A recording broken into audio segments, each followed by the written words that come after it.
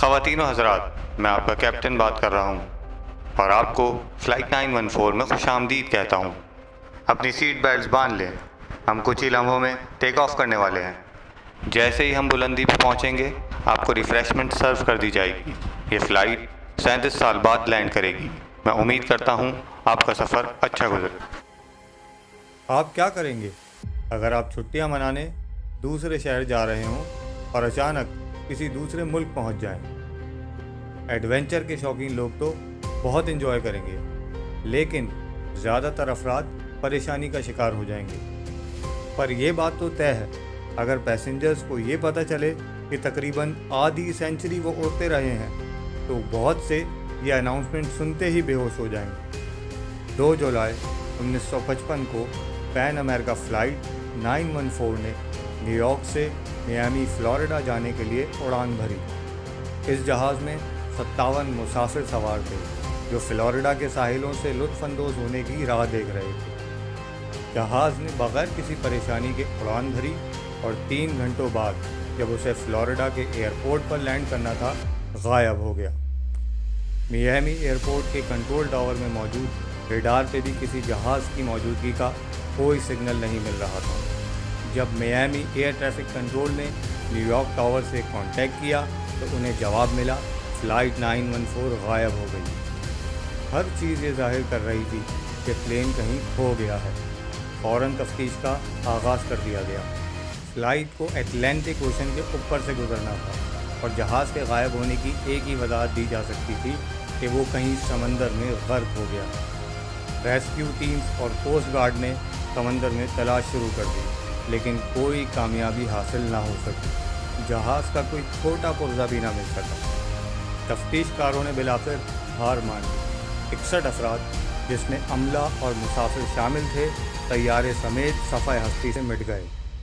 یہ case solve تو نہ ہو سکا، لیکن کمپنی نے یہ آفیشیل اسٹیٹمنٹ جاری کیا کہ جہاز کریش ہو چکا ہے اور تمام مسافر جاں بحق ہو گئے ہیں۔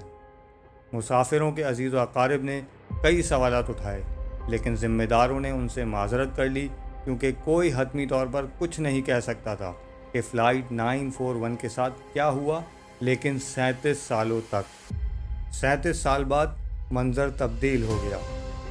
9 سپٹمبر 1992 کریکس وینیزویلا کے کنٹرول ٹاور میں موجود ایئر ٹریفک کنٹرولر جان ڈے لا کورٹ کے لیے یہ ایک عام دن تھا۔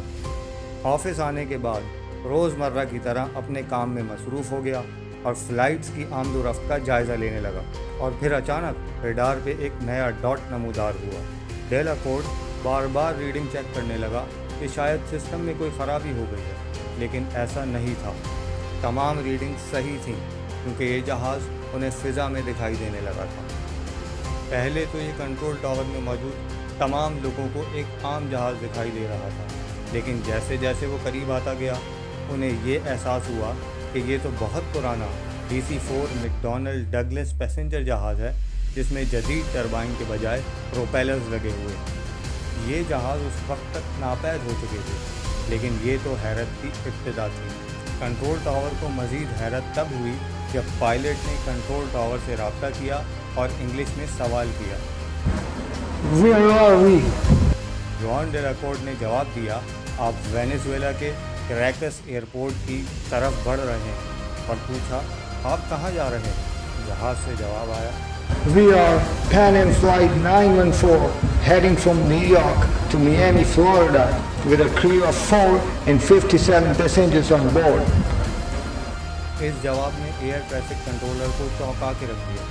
یہ پین ایم فلائٹ اپنی منزل سے 1800 کلومیٹر دور کیا کر رہی ہے اور یہ یہاں آئی کیسے؟ ڈے لا کورٹ نے مزید سوالات کرنے شروع کر دیے، اور جو جواب ملا اس نے ڈے لا کورٹ کے ہوش اڑا دی۔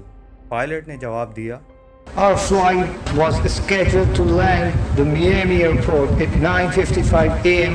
on July 2nd, 1955.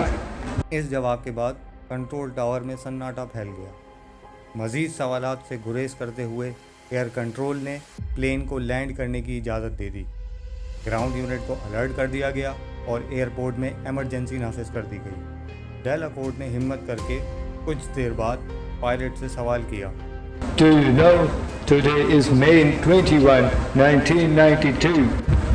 दूसरी जानिब से जवाब ना आने की सूरत में जॉन को अंदाज़ा हो गया कि उसने ये सवाल करके गलती कर दी। जैसे ही ग्राउंड क्रू जहाज़ की तरफ बढ़ने लगा, पायलट की तरफ से जवाब आया, What are you talking about? No, stay away. We are leaving now.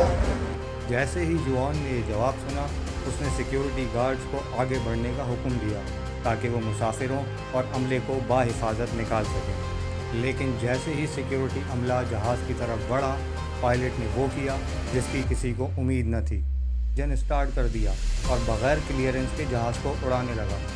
John ने उसे ख़बरदार किया कि तुम ख़तरनाक काम करने जा रहे हो, लेकिन पायलट ने कोई ध्यान न दिया और जहाज़ उड़ा ले गया। कुछ देर तक जहाज़ फ़िज़ा में दिखाई दिया, बाद में रडार पे डॉट की मानिंद और फिर पहले की तरह गायब हो गया। कोई डेलाकॉर्ट और उसके साथियों की हैरत को लफ्ज़ों में बयान नहीं कर सकता। उन्होंने एक पुराना जहाज़ देखा जो रडार पे अचानक नमूदार हुआ। पायलट ने उन्हें बताया वो मियामी जा रहा है और इससे पहले कि वो कुछ करते, जहाज़ मंजर से गायब हो गया। दोबारा फिर कभी इस जहाज़ का कोई निशान नहीं मिला और आज तक कोई ये समझा नहीं सकता कि 9 सितंबर 1992 की सुबह क्रैकस एयरपोर्ट पे क्या हुआ था। ये कहानी सुन के अजीब तो लगा होगा। इस वाक़ये की हकीकत पे कई सवालात उठे हैं। 1985 में वीकली वर्ल्ड न्यूज़ ने सबसे पहले इस कहानी को अपने अखबार में शाया किया। जी हाँ, मैंने 1985 ही कहा। इस मशहूर ज़माना कहानी से भी 7 साल पहले। बाद में इसी अखबार ने 2 बार इस कहानी को मज़ीद तफसीलात के साथ शाया की। जॉन डेलाकॉर्ट, जो कि क्रैकस में एयर ट्रैफिक कंट्रोलर था, की तस्वीर भी 1985 से मुख्तलिफ थी, तो इस बिना पे इस कहानी को मन घड़त समझा जाता है। इस सब के बावजूद कुछ ज़राए इस वाक़ये को अपने मुताबिक बयान करते हैं कि जहाज़ में सवार तमाम मुसाफिर को एयरपोर्ट पर उतार लिया गया था और उनमें से सब इतने ही बड़े दिखाई देते थे जितने वो 37 साल पहले थे।